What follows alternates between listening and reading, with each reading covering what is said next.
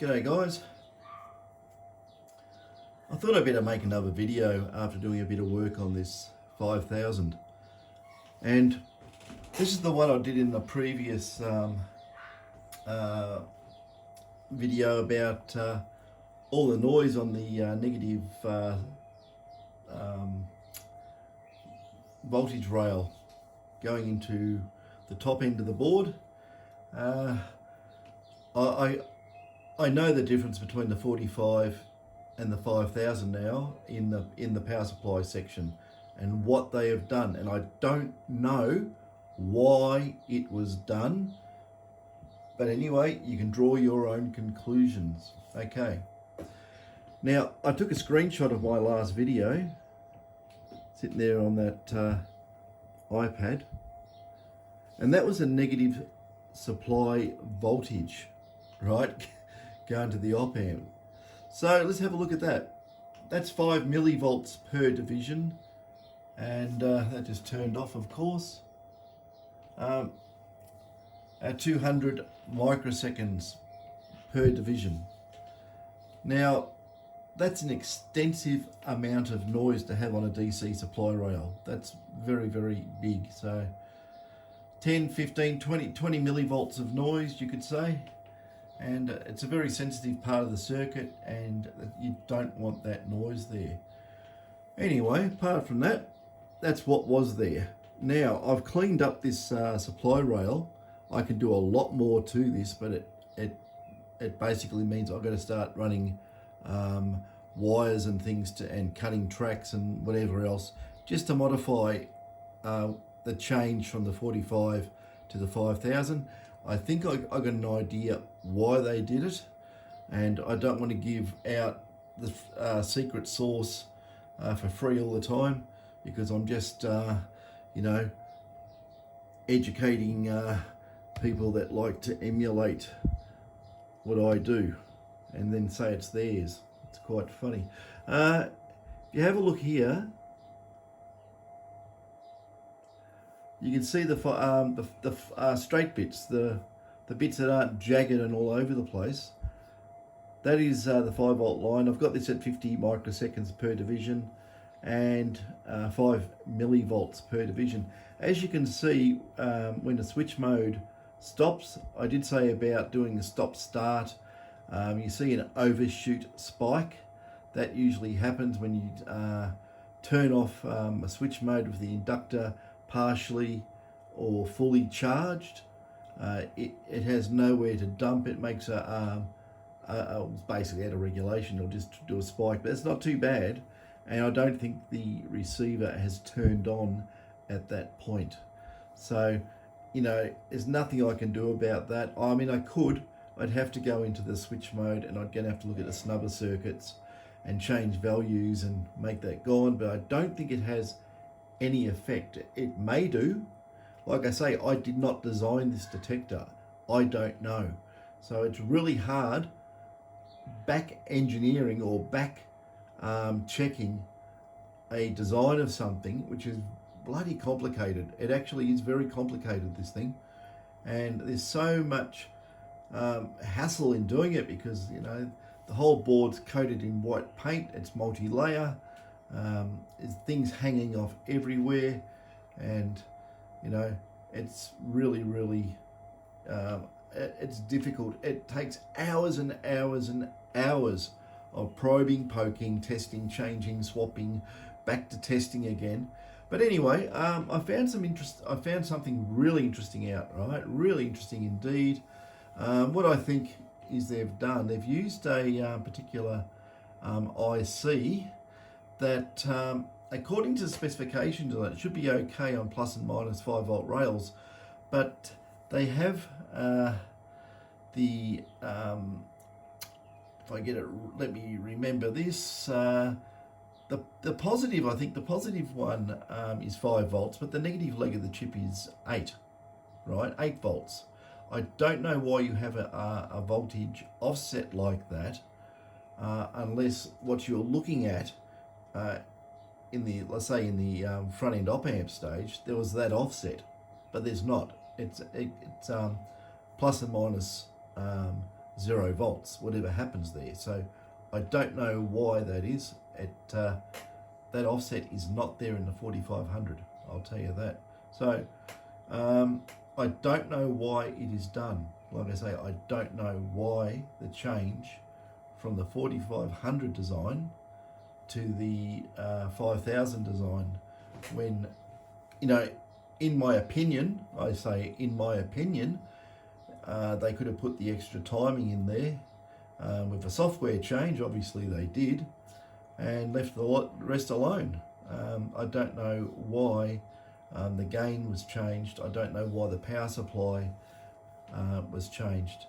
But that gives you an idea how smooth we can get that supply. It's basically looks like it's coming out of a battery. It's very, very nice. Very nice indeed. I've got the brightness up, the intensity on the oscilloscope too, and that will make the traces look a bit bright and flary, but it's not really. If I turn it down to about somewhere there, you can see that there's a little bit of fuzz on the trace, but you know, what is it? We could say there's a little bit of stuff there, and it's probably a millivolt. If and it's I think it's actually 50 hertz riding in on the signal, because there's so much power supply stuff on here, so I would say that's 50 hertz. Anyway, we have made some discoveries, and what I did, I actually applied some techniques from my days of doing high power voltage converters and things of that nature, and applied it to the detector. Now I'll just zoom out, then I'll zoom down, keep it on the go. Okay, you can see where I've got the oscilloscope probe sitting there on the negative rail to the input op amps. And what I've done, I actually see in the start, don't want to get ahead of myself. Okay, in the position where I have that oscilloscope probe, normally there is a very small inductor, about 10 microhenries or something. I don't know if you could see where it goes. Now I've put in different devices there, and purposely I've dabbed them with white paint, and I'll tell you why in a minute when I'll get there. Okay, with the extra capacitors you can see I've got there, and the existing 10 microhenry inductor or choke or whatever you want to call it, right? It made just about no difference to the amount of ripple by putting extra capacitors there on the in and the out. So I nailed the choke on both sides, so it's not going to ring and carry on like a pork chop. So, you know, that would be textbook case of how you do a choke, but I'll tell you what, the ripple was really, really bad. And there are other ways of doing it. You dissipate the ripple, and that causes voltage drops because you have to dissipate it over some type of resistance.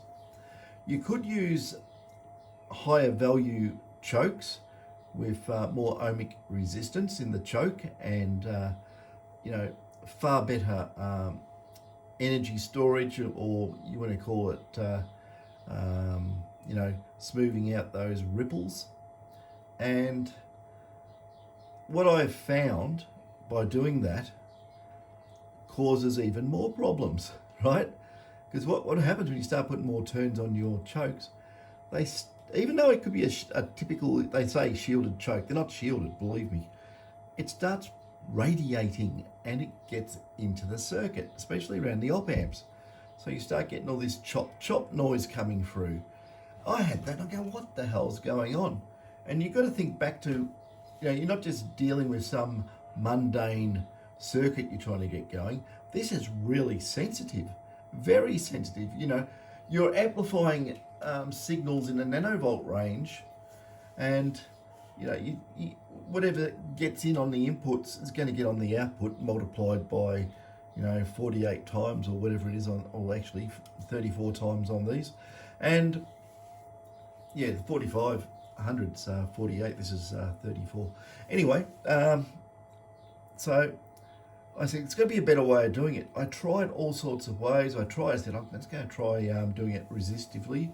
And I got too much of a voltage drop. I was getting a voltage drop about 3/4 of a volt. And on those type of op amps, you don't want to run them down that low. They don't bias internally properly. They're borderline because they're made for, plus or minus 5. And that's their bottom spec. You don't want to go down low. So that's why I always said the power supplies in these should have been plus or minus 15, and smooth. There'd be a lot of headroom there. It'd make for a better detector, in my opinion, right? Okay.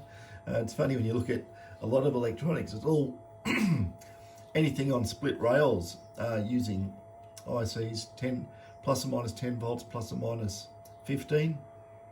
There is a reason for it. Okay. Now, I'm getting on to the nitty gritty here. What I found, I ordered some components, what would it be? Probably about 6 months ago. And I never ever got round to testing these. They're rather specialised. And I've got them in the place where the inductors were on the circuit board. And they're sitting down in there. And I'll tell you this, okay? When I put them in, I've got no ripple, as you can see. I'll go back onto the oscilloscope there, and just to prove it is the thing, I'll turn. You hear the detector? I'll turn it off, and I'll turn it back on. So it is the detector working away.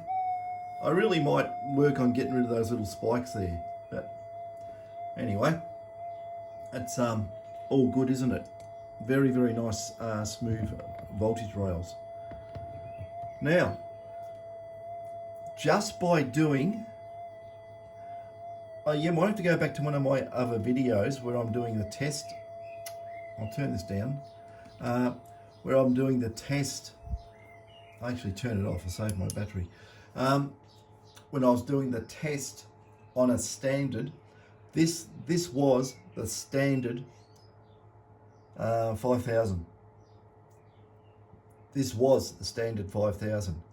But because I wanted to prove things out, I wasn't going to use a modified detector. I started using this and use it as a let's document things as I go, and we'll see where the improvements are, where they're not. Okay. So as you probably may guess, I've swapped out the input op amps to better devices, and I've also changed.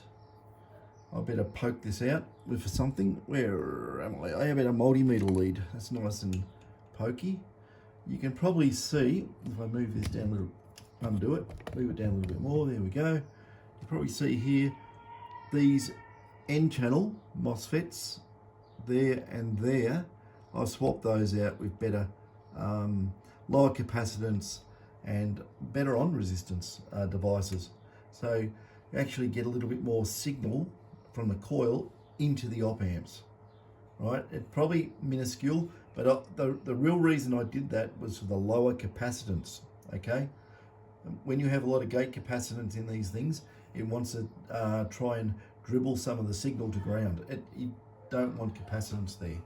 So that's been done. Doesn't make a big difference. It makes a little bit of difference, but when you start piling up all the little bits, it ends up being a big difference, right? So it's that. Okay. So anyway, we've got new op amps in it. We've got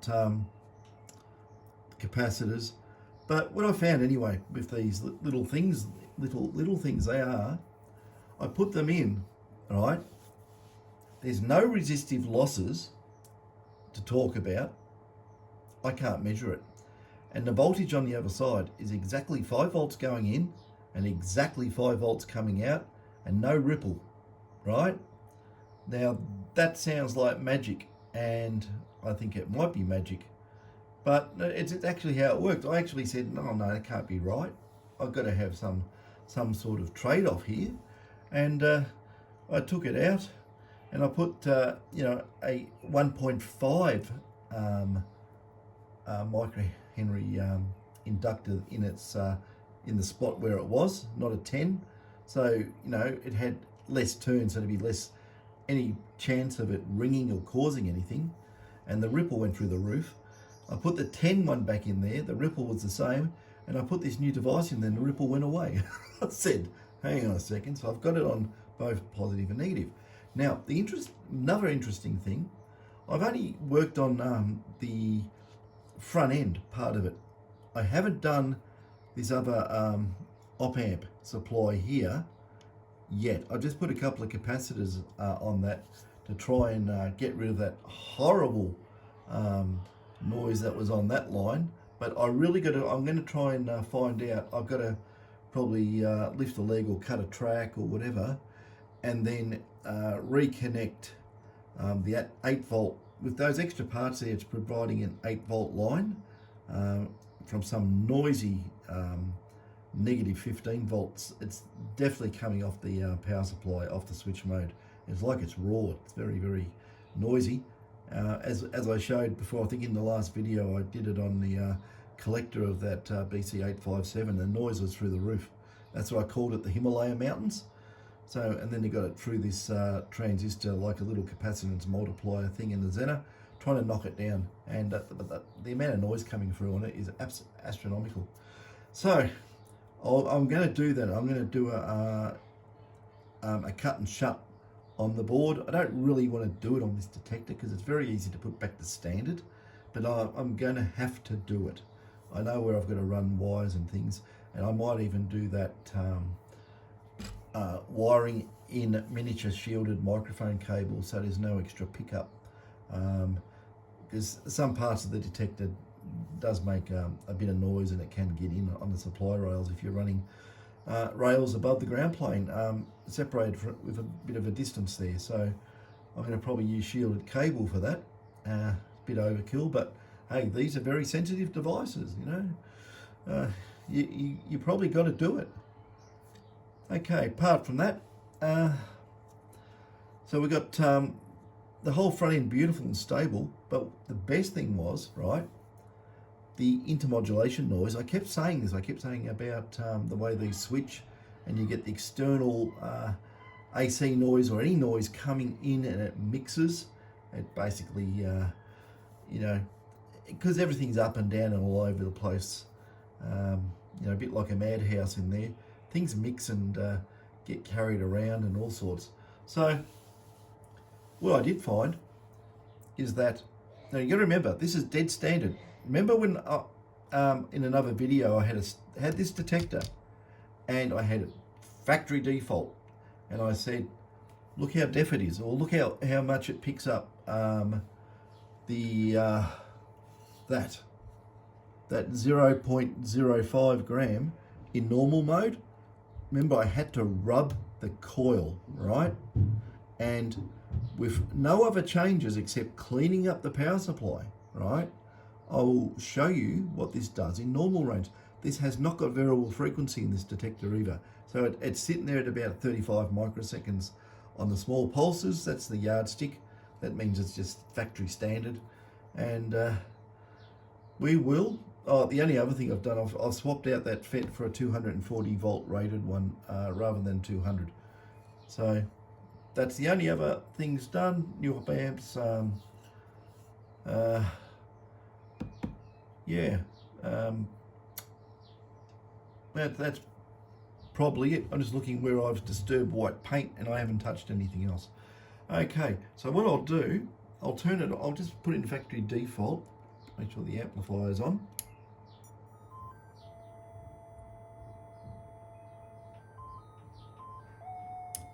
Okay, turn that up. I've just set it in the factory default. I'll have a look at, I'll turn the oscilloscope off, we don't want that on, and I'll get rid of the connections in here. Actually, I'll turn this off. When I've got a clip lead like this, it's very close to the other wires and parts, and if you unclip it and push, you'll short something out. So I turn it off first, then I'll do it. See what I mean? It's very tight, and exactly it went across and touched the other side. So you don't want that. I just make sure that this is tightened up. Now I'll see what modes we're in. I don't know what we're sitting at the moment. So everything should be factory default. Okay, it's in normal mode, it's in cancel, it's in, oh dear me, it's in fixed, it's in deep. Whoops, bang. I had to work around the tripod then. Can't get around the front of it, there's not enough room. So there's the detector sitting there. And because it hasn't got variable frequency, we'll just do a frequency scan on it. See if it finds, I'll tell you what, the iPad makes noises. So I'll get rid of that. I got the switch mode power supplies running on the lighting system, so that's going to make a bit of noise. But the reason why the noises come up, it's not because the detector is more noisy, it's more sensitive. It's more sensitive to external sources of noise. And I'll give you an idea of that. It should be, we're in normal mode, right? 35 microsecond timings. Standard factory gain, factory everything on this, because I reset it. Okay. And I can tell the 50 hertz is getting into it. As you can see here, even though it's getting on to about 6 p.m, you look out the window, the sun is shining bright, we're on daylight savings time, and everyone's solar panels around here are going nuts. Well, they're inverters anyway. And if you have a look at the mains here, that's a dog's breakfast as well. It's got lots of noise from everyone's dirty inverters. So what we'll do, we'll take this up.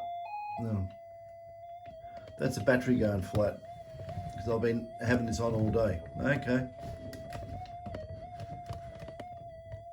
Okay, grab this. I'm going to wind it up.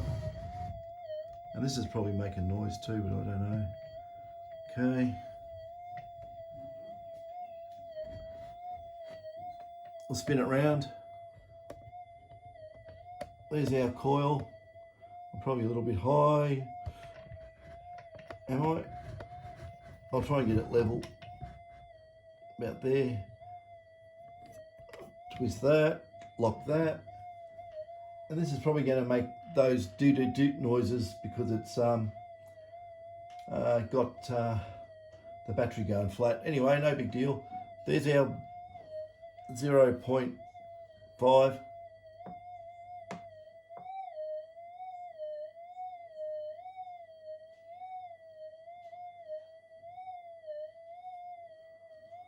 I wish I didn't have all this electrical interference, because it'll show you how far in normal mode it's going to get that.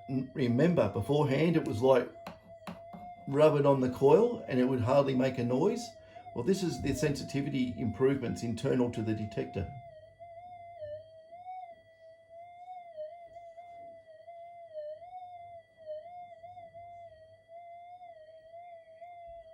I can get that nearly up to the top of the ears here. If the noise wasn't happening, it would hit that easy. But what we'll do, I'll drop this into enhanced mode. There's a lot of interference. Oh, there goes a flat battery warning. We might be getting some extra noise out the detector of the battery going low, because it does have to go through the switch mode. It might be too much fluctuation in voltage. How about I'll put a new battery on just to prove a point. We'll just see if that is the case. So I'll turn it off. I've got a new battery here. I have to get rid of take that off that. The other thing too, I've got a battery on charge. I've got the damn charger on. That makes noise as well. But I'll grab the battery and I'll turn the charger off. I'll charge the other one later. Okay, which one are you? That one. I'm going to pull it out of the extension socket thing. Okay. New battery. Old battery. I'll put the old one up there so I know to charge it. and I'll get this new one. Well, it's not new, it's old, but it's freshly charged. I hope it's freshly charged. No, it was. It'll be freshly charged. Okay, we'll turn the detector back on. And it should be where it all was. Let's see if there's any noise difference.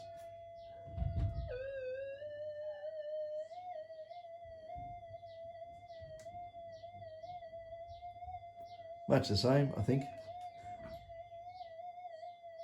Yeah, it's just warbling away on 50 hertz. Okay, we'll get this again. I've also gone into enhance mode. Enhance is more susceptible to noise anyway, because of the faster switching on and off and all the rest of it. But anyway, 0.05.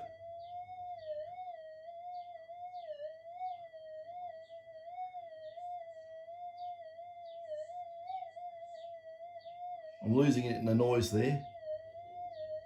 Oh, it's back.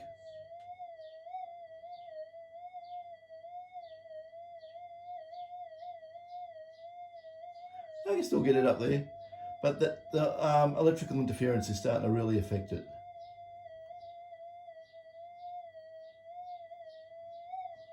You can probably hear it anyway, but you know, if you go over it with the 0.1 or something, it'll.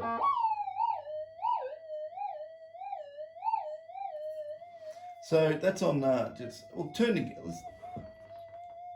I'll put in fine gold just for a muck around. So it's in fine gold.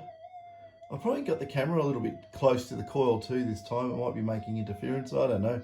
But you know, it's suburbia, we can't do much about it, so 0.05.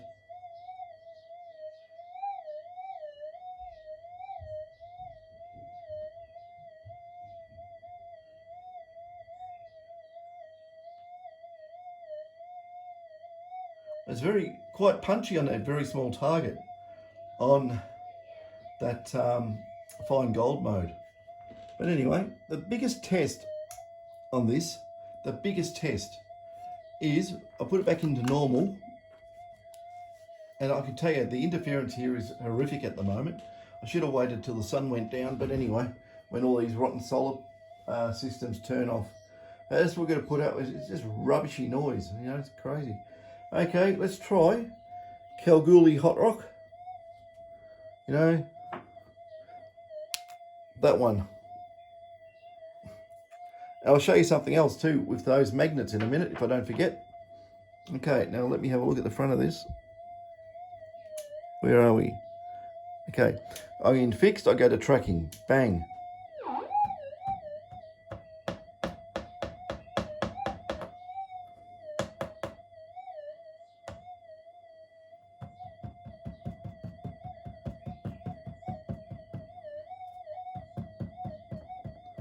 Wobbling it around a lot, basically tracks that out easy as. It actually tracks it out better, I think. We'll just give it another flick into tracking. There's a lot of interference coming up now.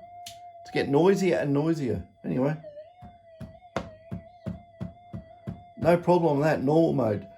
Normal mode on this is really sensitive.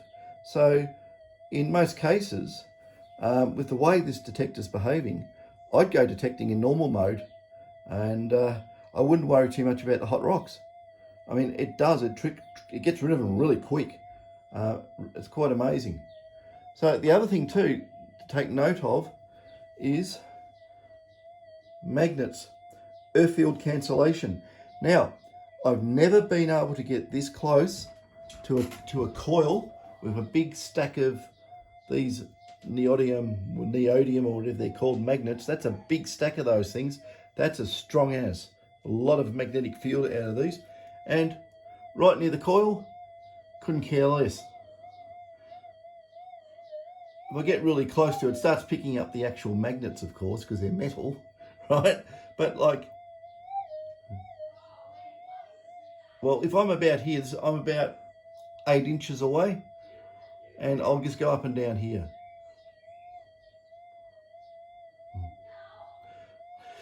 Now, I've had detectors that the earth field cancellation wasn't correct. I could wave the magnets nearly on the other side of the room and the detector would still sound off.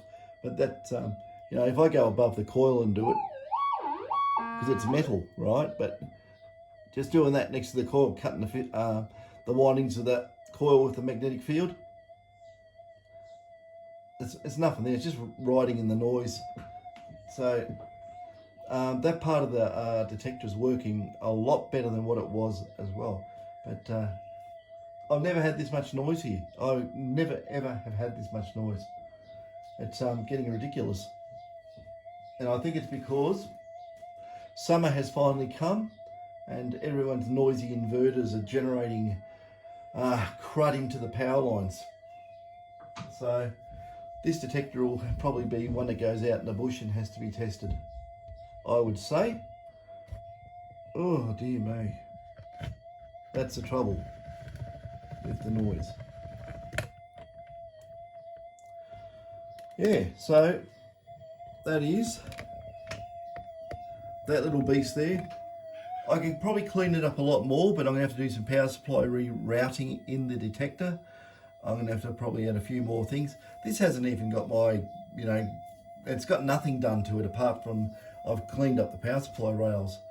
And I've still got more to do. There's other parts of the circuit which I've looked at and I've gone, I just, I'm a bit of a perfectionist when it comes to things like, I'll turn that off, things like noise on supply rails. You wouldn't have that in an audio preamplifier, would you? You wouldn't have all that ripple. You'd be hearing it come out the speakers. So same for these. Not that you're going to hear the actual ripple, but it will be mixing with all the signals coming in. It'll be making, offsets where they shouldn't be offsets and so forth. The poor old detector's probably going to try and average it. I don't know if it throws the baby out of the bath water. Maybe it does, because I've never had the signal response as loud as that on the coil for a standard detector. Even with the different op amps in and stuff like that, there wasn't that much of an improvement over scrubbing the coil. There's probably a little bit lower noise, if anything. But the trouble now, we've got external noise that's just wanting to rear its ugly head and spoil the show. But out in the field, this detector would be an absolute champ to use. It would go really, really well. And it would be a really good gold detector. Really good all-round detecting unit. Yeah. So I don't know what else to say about it. That's probably where I am at the moment. It's a lot of mucking around, a lot of work, even just doing that. It's so fiddly, and it's not like bolting a spoiler on the back of a car or something like that. Drill 4 holes and in it goes. This is so damn fiddly because everything's laid out a specific way, and it just doesn't give you much to work with. But we'll persevere. What I'm going to do, I'm going to convert that I'm going to get rid of the 8-volt rail, and I'm going to change. Oh, okay. I was going to say about this chip here. Okay, where are we? So you all want me to tell you what the name of this chip is, don't you? But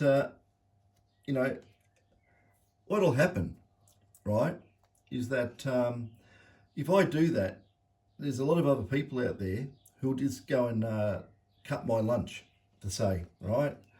It'd be like me giving away the secret recipe for Coca-Cola, okay? It's the same thing.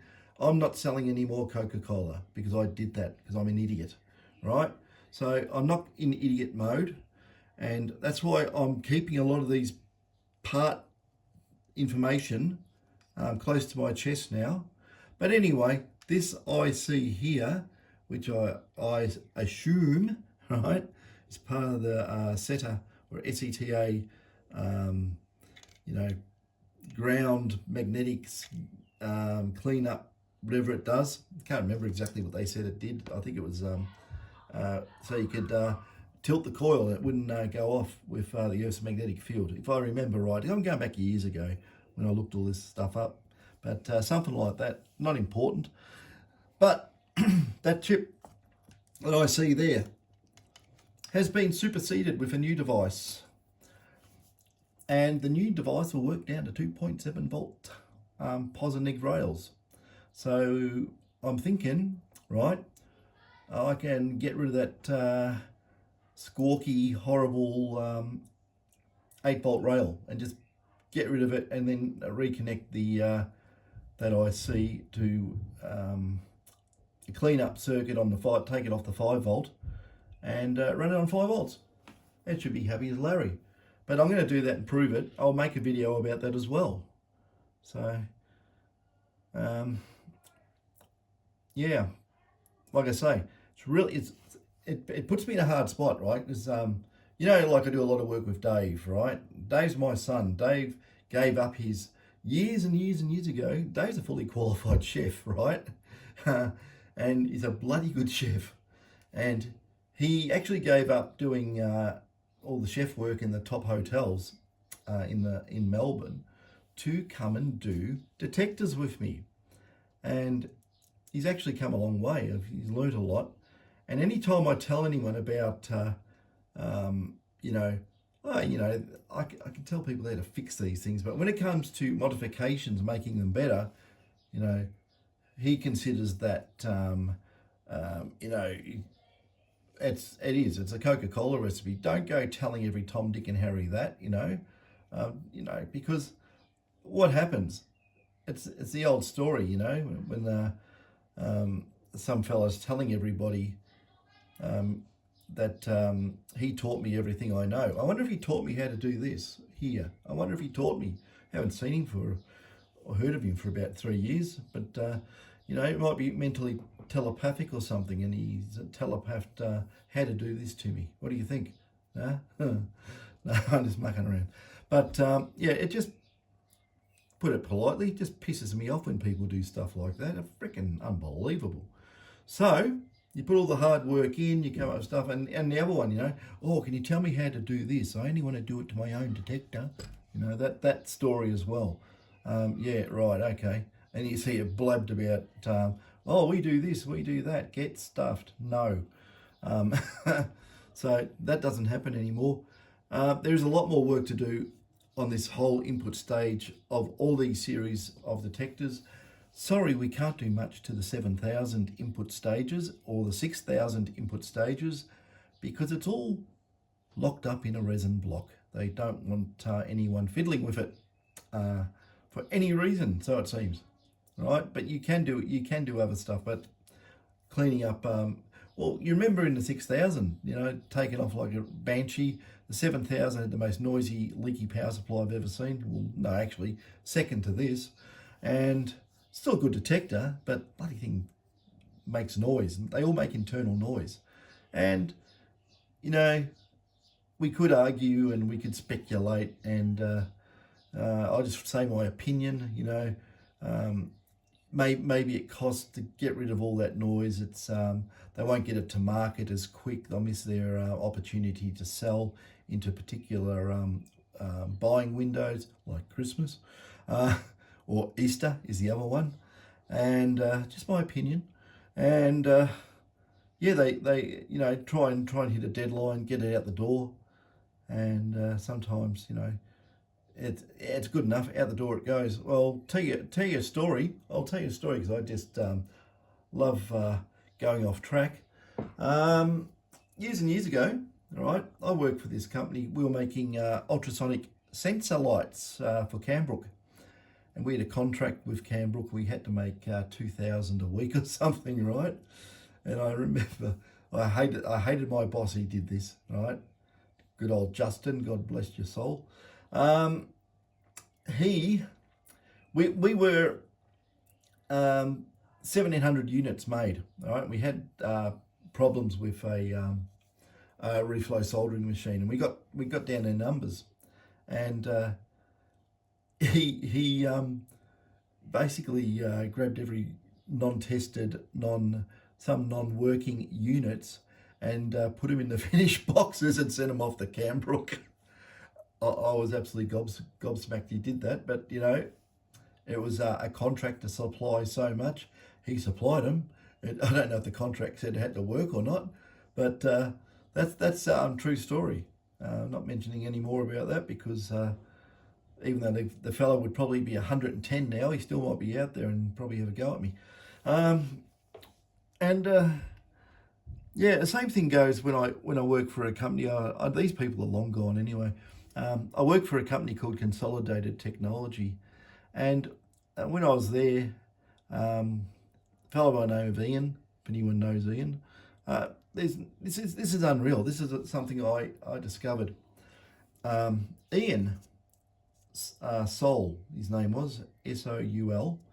Was a really good electronics guy, a businessman, jack of all trades, and I went to work with Ian, and we set up we were doing LCD displays for petrol pumps, and yeah, I know how to make LCD displays from scratch if you want to know.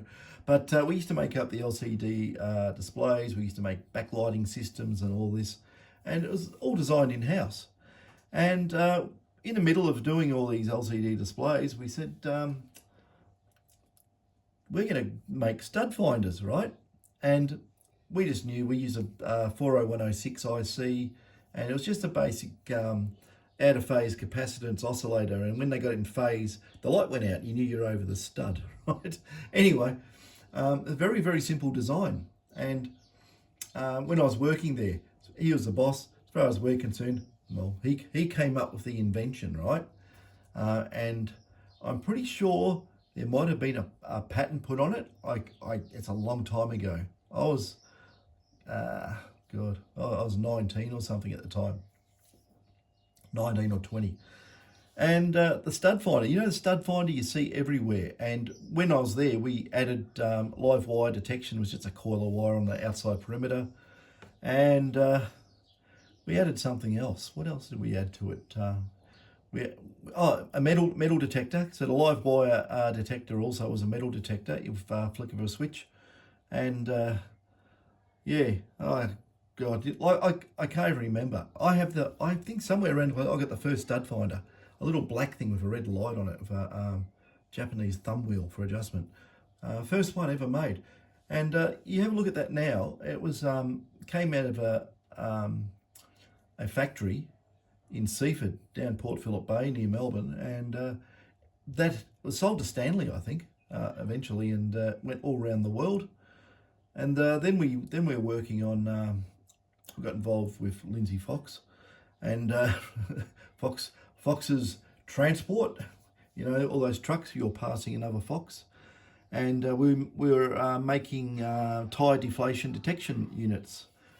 First ones in the world doing that, with little 318 megahertz transmitters, and when the tyre went flat, it actuated a battery contact onto the transmitter, and that alerted the driver in the cabin that one of his tyres had gone flat, and that was a big thing.